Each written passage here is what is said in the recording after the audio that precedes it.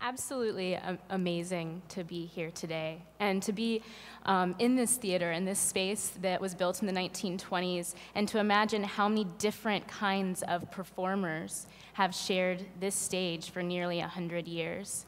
And I have to be honest, I'm tremendously grateful for this moment because I feel like it speaks to my vintage heart, but also to note that I'm participating in something that is timeless and something that is amazing. And as I was backstage, standing in the wings, watching or listening to you all clap for the speakers prior to me, I recalled a moment when I was about 10 to 12 years old, and I was really struggling with this whole dance thing. I wasn't really sure that it was for me. You know, like many kids at that age, you sort of question these activities that you may have been doing since you were 3 years old, and maybe it's time to like hang out with my friends instead, or focus more on school, or whatever it is that you're thinking about doing. And I stayed backstage after my recital that year, that spring, and waited until everybody ran past me to go to their quick changes or what have you, and I waited so that I could hear the audience applaud. And in that moment, I knew that I was going to be a dancer for the rest of my life in one capacity or another. So there are all these different things that I do. Like many creative people, there's a whole slew of activities that compose my career, or at least my income. And when I am at a social gathering where I'm meeting people for the first time, that inevitable and, quite frankly, often dreaded question, what do you do, happens. And I feel like I am pulling my chair up to an uncomfortable circle of strangers to make an awkward confession, which is, hi, my name is Kristen Minsky, and I am a freelance tap dancer.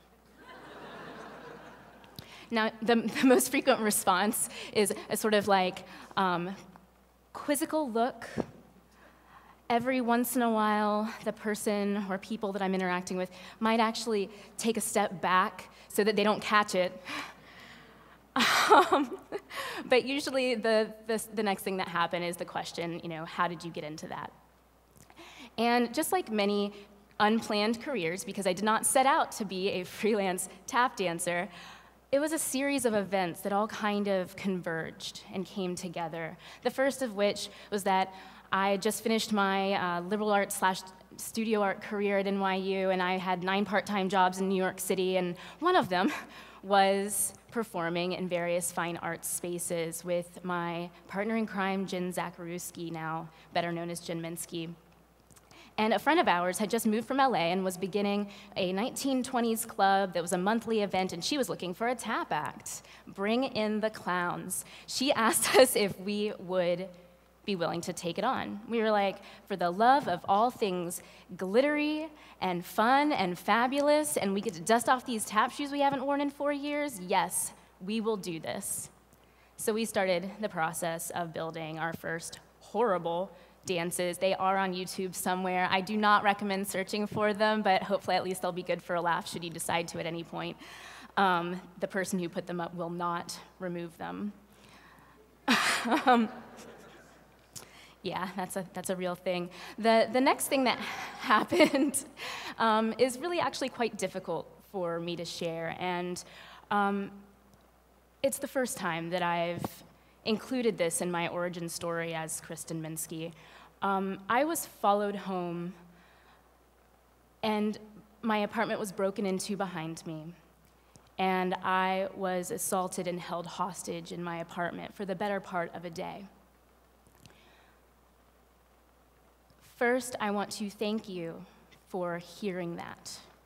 It is not an easy thing to say out loud to a room full of brand new friends, but it is also not an easy thing to hear. But the point is that we all have a worst experience. And on the opposite end of that spectrum, I would like to think we all have a best experience. Sometimes that best experience is a little bit more challenging to locate, to determine. It doesn't resonate maybe for as long. And in the middle, we have life and all these other things that happen, right? So that is definitely my worst experience. But rather than thinking of it as my worst experience, I would like to think of it as my greatest challenge. And that is something that I'll definitely be coming back to later. But then, how do you deal with all these feelings of, or at least how did I deal with all of these feelings of depression and anxiety and self-doubt that kind of came along with that experience? I decided to go to grad school for sculpture. So I packed up my bags after about a year and a half of Minskying and moved to Rhode Island to pursue this degree in sculpture. Within about 3 months, I knew something was missing from my life. There was something that just wasn't quite the same. And so Kristen Minsky Presents Chifferobe took place downtown, and I found it a great opportunity not only to perform, but also to meet people and to become a part of the greater community. And that was really important to me. So all these things happened, and within about a year and a half's time, and 5 years later, I've had this kind of strange, wily career. And in the course of preparing this talk, it led me to think about what are the things that I've really learned about entertaining? What are the things that I appreciate the most, which might also be applicable to other career paths? And the first thing is that energy is contagious. When you go to see a live performance, I love live performances of all different types and kinds, and when you go to see a live performance, there is something magical that often happens on stage, and it is transcendent. It is almost as if whoever it is, whatever group, whatever individual is performing, is lit from within, and you can see that, and you share in that moment. And oftentimes in response, we might clap. Psalms 47:1, and I'm probably going to paraphrase this, not being a particularly religious person, but I'll get to my point shortly, in the Old Testament says, "Clap your hands, all ye peoples, raise the sound of joy to God."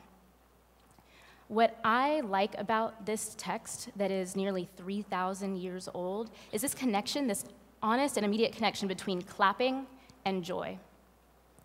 And as audience members, we experience that when we clap, when you clap along with music, when you clap in response to something that's occurred. When you're on stage, you feel that joy as well. There's also this thing that's called a dancer's high. For those of you who run, you may experience a runner's high. I can't anymore because I chose a career also that grinds my joints into the ground daily. But that being said, all of these phenomenal endorphins are released when you dance and when you move, right? And when you dance with a collective, studies show that as a result of the collective movement, even more endorphins are released. Now, combine that with the adrenaline that's pumping through you as you're dancing on stage for an audience, for example, and the only way I can describe it is there's something euphoric about it. And I'd like to think that euphoria is exhibited a little bit like magic, and it's responded to by the audience. And so if I were to make some sort of diagram, it would include this transference of energy from the performers to the audience and right back again, creating a phenomenally powerful moment, right? Now, this supposes one really important thing, that there is an audience. Which there isn't always, and that's special and uncomfortable sometimes. But this brings me to my next point, which is what I like to refer to as the field of dreams paradigm.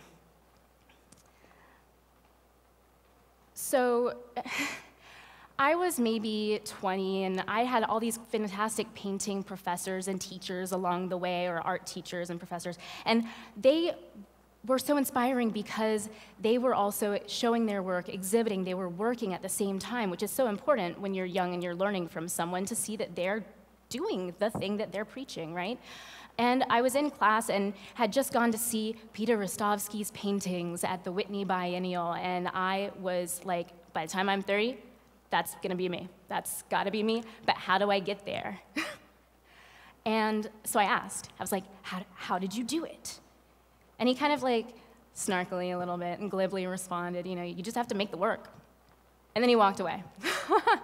Thank you, Peter. So it took me a few minutes and maybe even several years of thinking about that moment to unpack it and to realize what he was telling me realistically is that if work doesn't exist, then there's no point in worrying about any of those other things. And usually those other things for a creative profession involve something like a place to show the work, people to see the work, hopefully some income, hopefully.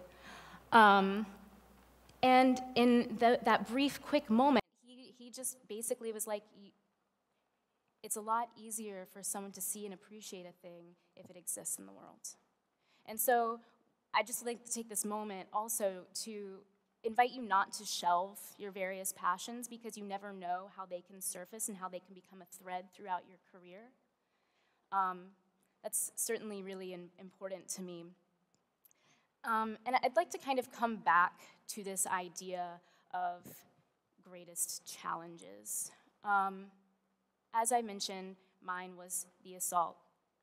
To say that hands down, I don't have to think about it, not even for a second. That is, and will probably always be, my greatest challenge in my entire life. But what's amazing is it actually set me on a course, on a very specific course, which includes an unbridled pursuit for happiness in a way that I don't think I would have found otherwise. And that's something that I really try to foster among those that I dance with and among those that I work with and surround myself with on a daily basis, or am fortunate enough to interact with.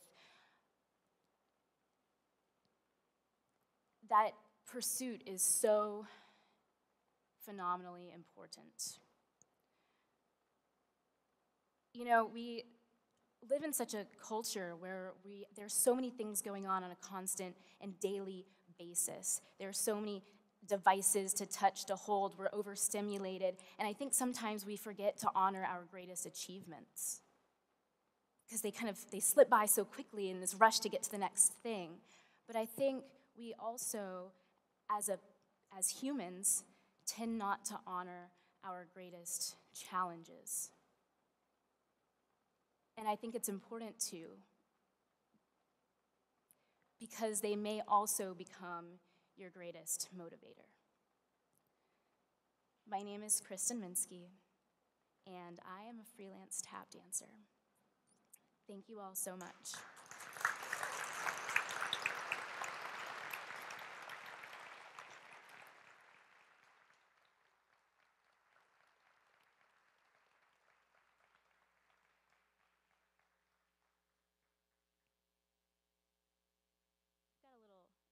Performance about to happen. I think there should be some music, perhaps, maybe. There we go.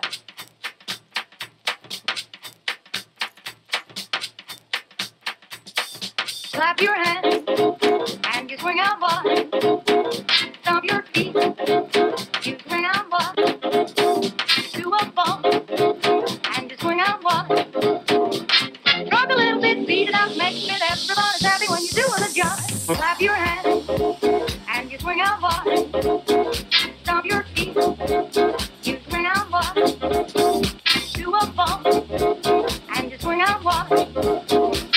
Rock a little bit, beat it out, make it. Everybody's happy when you're doing the job.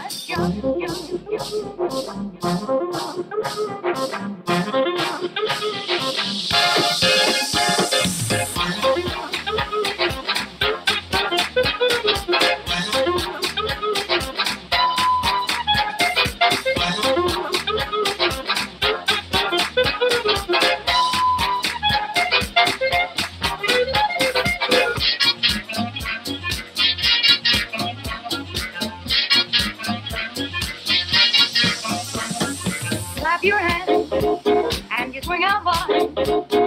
Stomp your feet, you swing out, boy. Do a bump and you swing out, boy. Rock a little bit, beat it out, make it. Everybody's happy when you're doing the job.